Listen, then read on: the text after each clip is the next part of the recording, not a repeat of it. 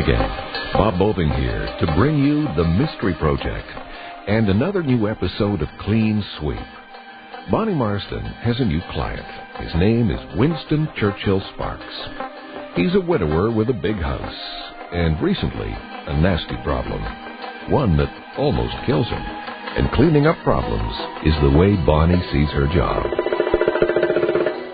The play is called White Walls. Deborah Allen and Richard Donat star as Bonnie and Ben Marsden.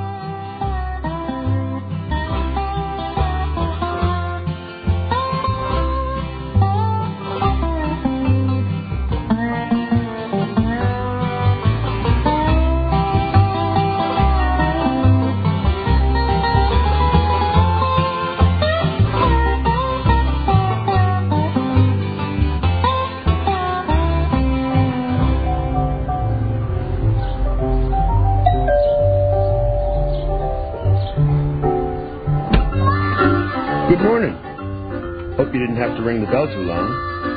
Mrs. Marsden? Bonnie. And Mr. Sparks? Winston Churchill. Pardon? That's my name, Winston Churchill Sparks. Friends call me Win or WC. Come on in. Just a sec. Since I can't drink caffeine anymore and Viola's not here to supplement, loud music gets me going in the morning. Especially that stuff. I've always been a sucker for honky-tonk. Me too. I know it more from country music, I guess. Hurtin' songs. Well, actually, you see, tonk is an old African word for a kind of jumpy dance music. So when white folks started playing what they thought was real lively dance music, no offense, black folks called it, honky-tonk. That's pretty funny. Well, I'm glad you got a sense of humor. I've got some imitation coffee on, if you can stand decaf, and my nephew's supposed to pick me up for work any minute, so we can sit down and catch our breaths before you get to the scrubbing and dusting. Twist my arm. This is a beautiful house. Thank you. Never did get that corner by the archway right. I tried a rounded troll, but I guess nobody noticed, but Viola and me. I meant to fix it for her, but... Looks great to me. Thank you. Funny. Figured I'd go first.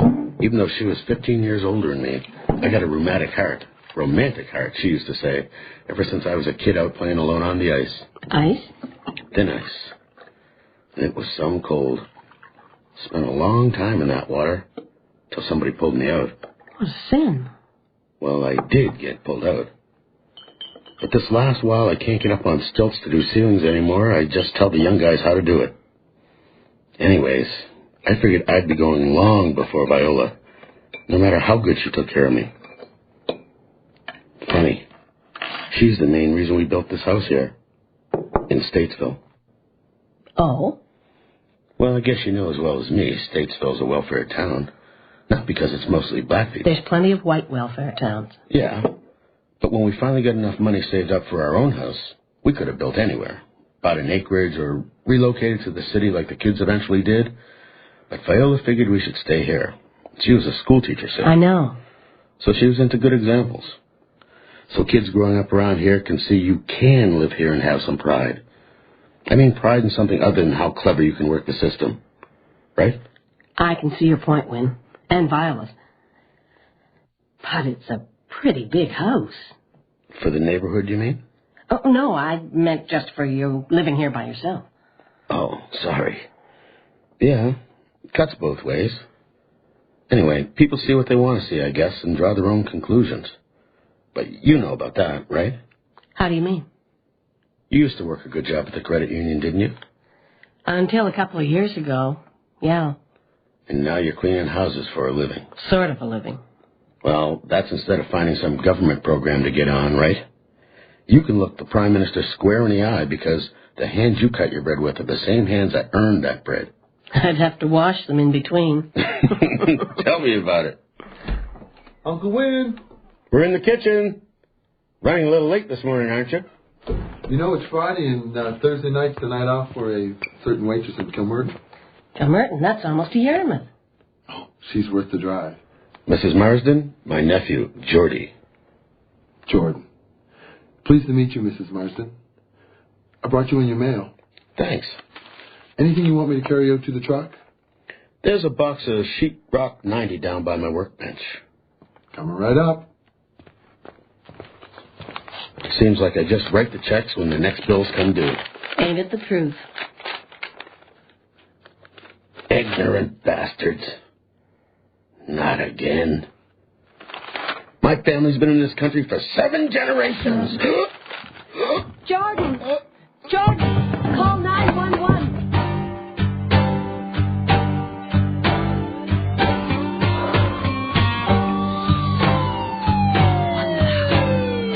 Hold on, Uncle Win. They're here. Where? In here. Ben? Rip his shirt open, Bonnie, and then get out of the way. Electrodes, Reed. Here. Okay. Keep your eye on the LED. Clear? Clear. Now! Okay, again. Now! That's it. That's it? The machine says that's it. It doesn't take much. The machine says he's back in business, he's back in business. Can you hear me, Uncle Win? Yeah. You don't have to shout. Here comes the professionals. I'm missing time for a change. I'll ride with you in the ambulance, Uncle Win. No. Go on to work. The contractor's got a schedule to keep.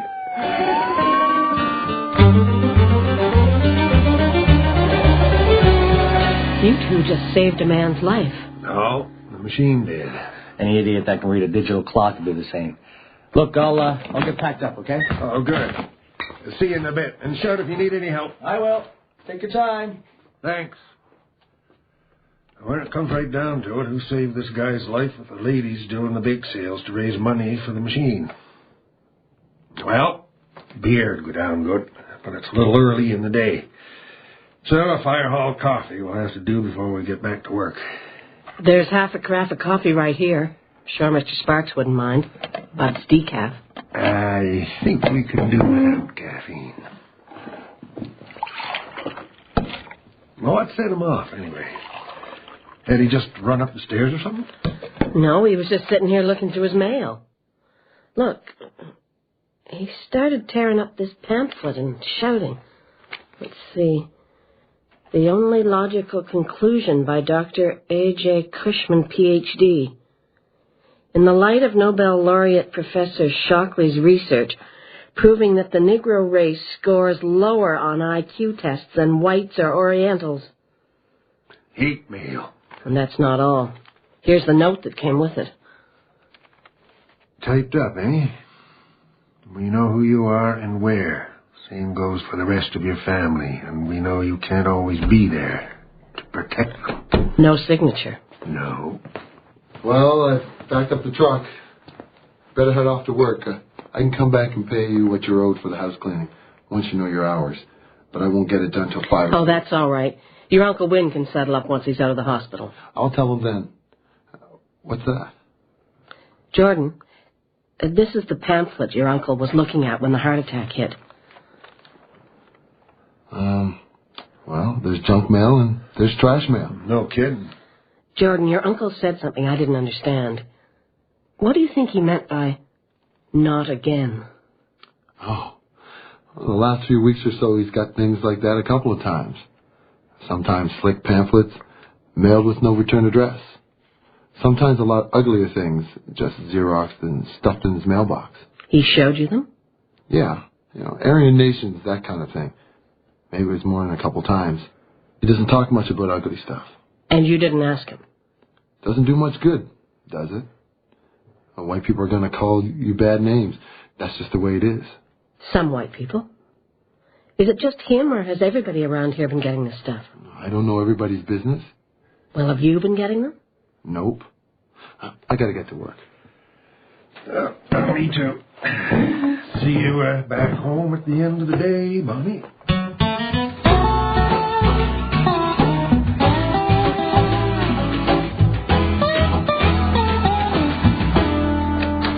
Stopped in at the fire hall for a minute on the way home. The hospital called the chief, told him the heart attack victim his boys dealt with this morning is out of danger. That's good. But they're going to hold you, Mr. Sparks, for observation for a couple of days. Thinking of maybe putting in a pacemaker. The chief said something else interesting. Apparently, a lot of black guys that age have high blood pressure. Which wouldn't help their hearts much, no matter what kind of shape they're in. I wouldn't think so. When I finished cleaning, I asked a couple of neighbors if they'd been getting the same kind of mail. Bonnie, you're either brave or foolish. Neither, just nosy. But everybody was very friendly when I told them I was cleaning W.C. Sparks' house. What'd they say? No way, they didn't even know he'd been getting it. I tried to figure out some reason why he'd get targeted in particular, but, of course, the reason's so obvious I should have tripped over it. Oh? Why's that? Well, just his existence is a slap in the face to anybody who says black people are inferior. Hard to say that when W.C. Sparks has built up a drywalling and plastering business on nothing but hard work. No kidding. Look at his walls. There isn't anyone in the county can touch him for restoration work. Man's a goddamn artist. There's a Halifax phone number stamped inside that pamphlet. Well, that was pretty stupid of him. Not stupid enough. This pamphlet's pretty soft-spoken. They can claim it's just a discussion of scientific studies. Jordan said the really ugly stuff had no identifiers on it. I think I'll see if I can find out a little bit more about this Dr. Cushman. It's after 5, but something tells me this phone number doesn't keep normal business hours.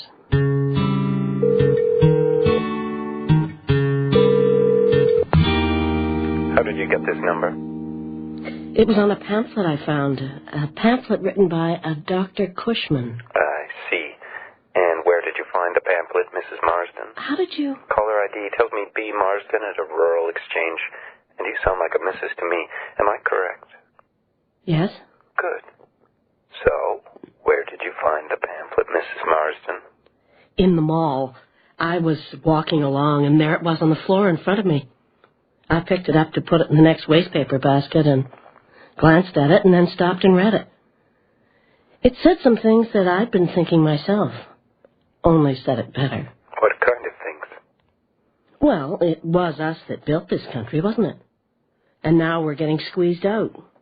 We can't even say Merry Christmas anymore. Has to be Happy Holidays. There's a lot of things we're not allowed to say anymore. That's why we have to be a bit careful when somebody phones us out of the blue.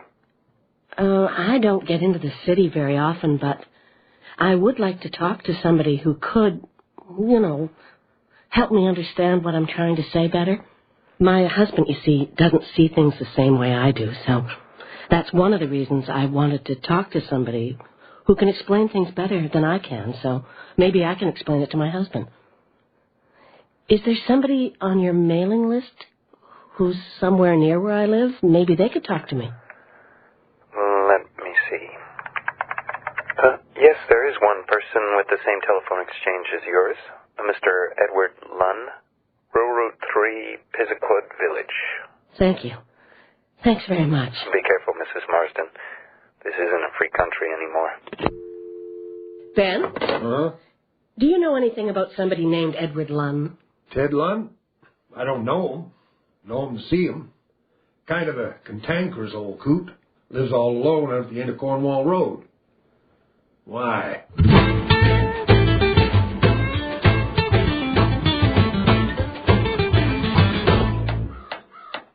Mr. Lunn? Who's asking?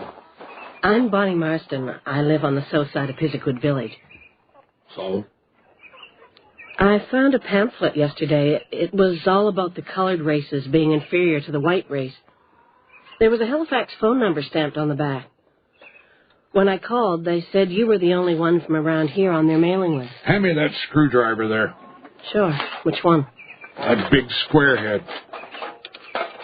Yesterday I was starting to work cleaning house for W.C. Sparks in Statesville when he took a heart attack. Yeah, I heard something about that. The reason he had the heart attack was somebody sent him that pamphlet, along with a not-so-friendly little note. Apparently he's been getting a lot of that kind of hate mail lately. Sometimes not even mailed, just stuffed in his mailbox. That's so. It isn't likely that anybody in a Halifax organization would have a grudge against a W.C. Sparks in Statesville, or even know he was black. It wouldn't take much smarts to figure that any mailbox in Statesville belonged to a negroid person. They got those signs up driving through, a black parent community, right? We have hate laws in this country, you know. Yeah, we got trespass laws, too. I didn't invite you onto my property. Now I want you off it, so get back in your excuse for a car and get the hell out of my yard.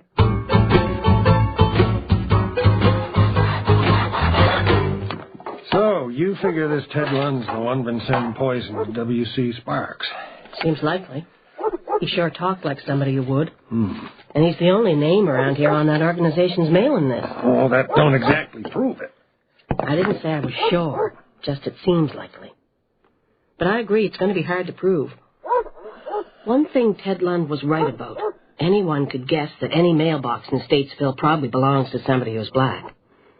I remember Corporal Qualchuk saying one of the things he found strange when he got posted here from the prairies is that there's black communities and white communities.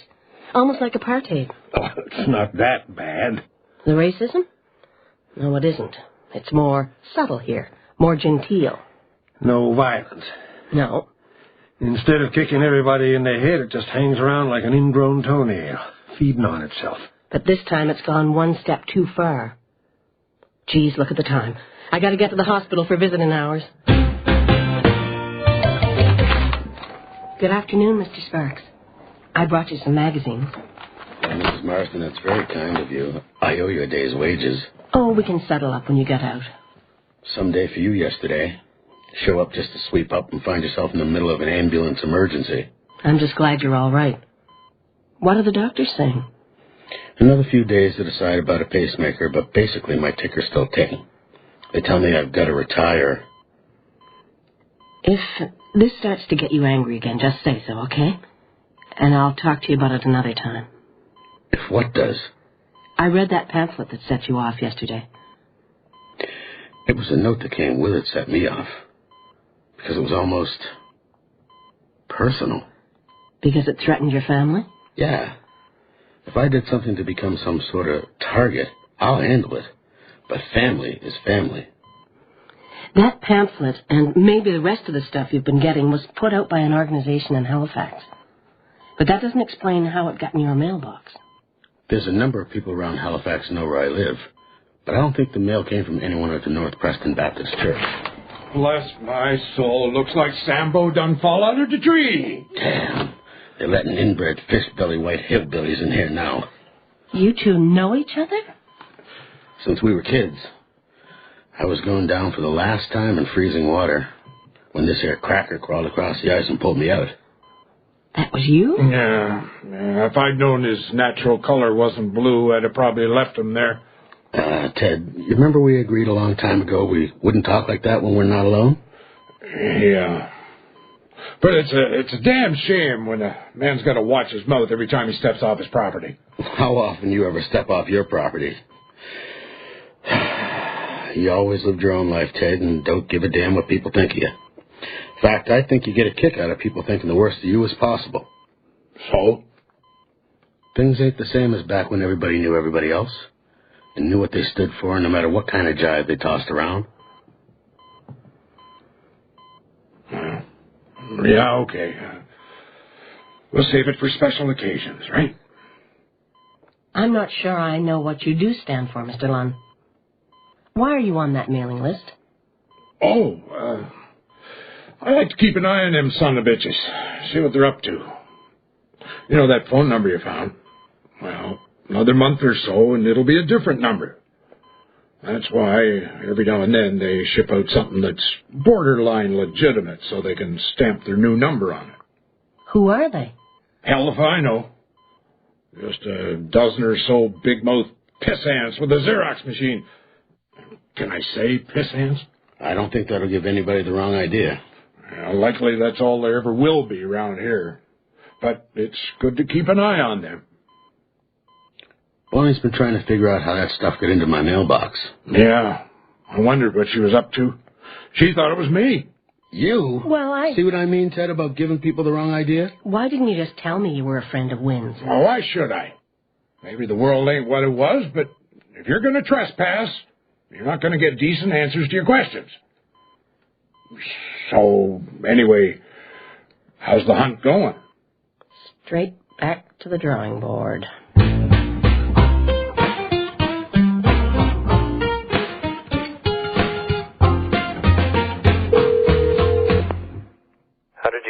number? It's Mrs. Marsden. I called you yesterday. Did you get a hold of Mr. Lunn? Well, yes and no. I tried to talk to him, but he didn't want to talk to me. He's kind of a hermit. Not a bad thing to be these days. So I was wondering, is there anybody else around my area who gets stuff from your organization and could maybe explain things to me better than I can explain them to myself? No one with the same telephone exchange. Let me see, you're in Pisiquot Village. How did you know that? We had your name and your phone number. It wasn't hard after that. Oh. Let me just call up the map. I'm afraid we're not as thick on the ground yet as we will be. Closest flag to you is the town of Kilmerton. That's halfway to Yarmouth from where you are. Mr. Jordan? Jordan? Mm-hmm. No initial, just a post office box. He only joined up 2 months ago, but he's paid for a year's mail-outs in advance with a money order. I guess your best chance of arranging a meeting with him would be to send him a note asking him to phone you and write down some times when your husband won't be there to overhear. I'll do that. Thanks. Bye. Don't you want the mailbox number? Oh, right. I'd forget my own head if it wasn't screwed on. Box 462. Got it. I can look up the postal code. Thanks. Bye. Did not? Did too. Did not? Did too. Put down whatever you're doing, Bonnie, and have a free beer. Last week, Reed bet me a 12-pack. He'd beat me to the next emergency call, and now he's paid. Just 'cause you were mopping the far hall floor when the call came in. Reed's wife is overnighting with her mother in the city, and Melissa's sleeping over at Mandy's. So I figured you and Reed and me could dip into Reed's beers, and then head into town for a burger or something, and maybe catch a moose. It's Thursday. Yeah, but tomorrow's an in-service day, remember? So we decided Melissa could do a sleepover like it was a weekend. No, I meant Thursday night is the night that... There has to be a restaurant in Kilmerton, eh? Kilmerton? That's halfway to Yarmouth. W.C.'s nephew has a girlfriend who's a waitress in Kilmerton. I think I know who's been sending the hate mail to Mr. Sparks. You think you know, or you're sure? I'm not absolutely sure. That's why I want to watch the Kilmerton post office tonight. I could go by myself and just watch, but if you guys wanted to come along, I'd have a better chance of getting some answers. Reed? Well, probably. If we went to a movie, we'd end up watching a bunch of detectives eating hamburgers in a car on steak. Why would Jordan want to aggravate his uncle into a heart attack? I don't know. But it seems too much coincidence that the closest person to Statesville who gets those mail-outs is a Mr. Jordan in Kilmerton. And Wynn's nephew Jordan comes to Kilmerton every Thursday night. The post office will be closed by the time he gets here, but the entrance to the mailbox area will be open all night. Didn't you say it was the nephew that brought in the mail that morning? That'd be pretty stupid if he was the guy actually sending that stuff. Or pretty smart. Just looking innocent and helpful. Maybe it's the girlfriend sending the stuff, Or, maybe it's somebody that doesn't like the idea of a local girl going out with somebody from Statesville. Maybe. Or maybe there's nothing to it but coincidence. And I'm making you guys sit here all night for no reason. What the hell, Bonnie? You went to a lot more trouble than that to find out what happened when my old man died. It won't be all night anyways. If he doesn't show up by midnight, we'll give it up. Right?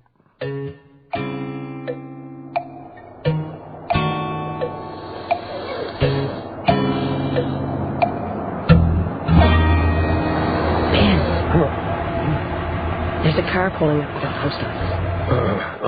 So is it him? Just a sec. Yes, it's him. Now wait till he goes in. We'll meet him when he comes back out. Okay, let's go. You go on one side of her, Reed. I'll go on the other.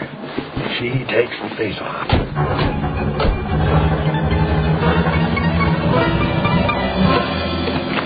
Hello, Jordy. I mean, Jordan. Oh, yeah. You're the cleaning lady. Hi. What are you doing down here? What are you doing down here at the post office? I'm just picking up my girlfriend's mail for her, as if that's any of your business.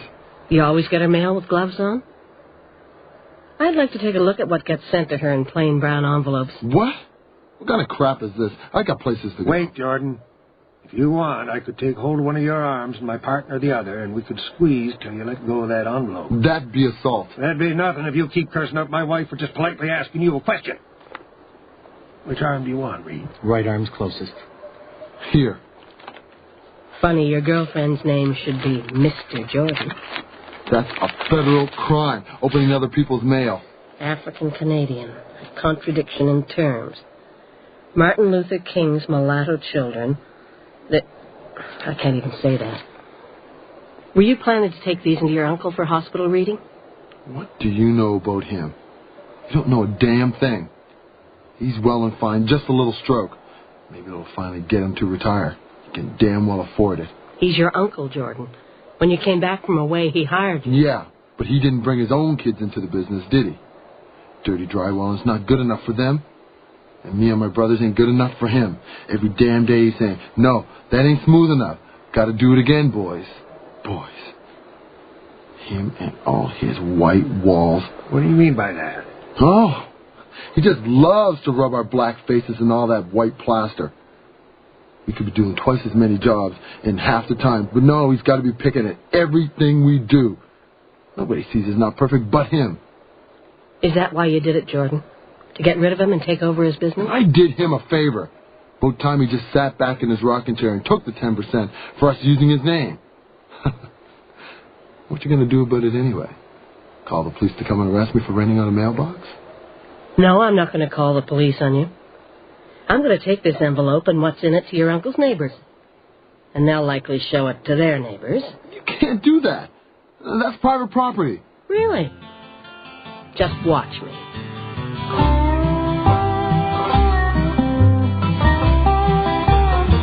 You have just heard White Walls, written by John Abelard. This week's episode of Clean Sweep. In the cast, Deborah Allen was Bonnie Marsden, and Richard Donat was her husband, Ben. The others in the cast were Sam White as Reed Olson, Cecil Wright as Wynn Sparks, Glenn Michael Grant as Jordan, John Fulton as Ted Lunn, and Jeff McBride as the man on the phone. The music was composed by Scott McMillan and David McIsaac, and was performed by Gordon Stobie, Jamie Gaddy, and Andre Lacroix, along with the two composers. The recording engineer was Pat Martin. Sound effects, Dermot Kenny. The associate producer was Peggy Hemsworth. Casting was by John Dunsworth and Alex Duncan. Clean Sweep was produced and directed in CBC Radio's Halifax Production Center by Bill Howell, the executive producer of the Mystery Project. Our coordinating producer is Barry Morgan. I'm Bob Boving, thanking you for listening and inviting your comments.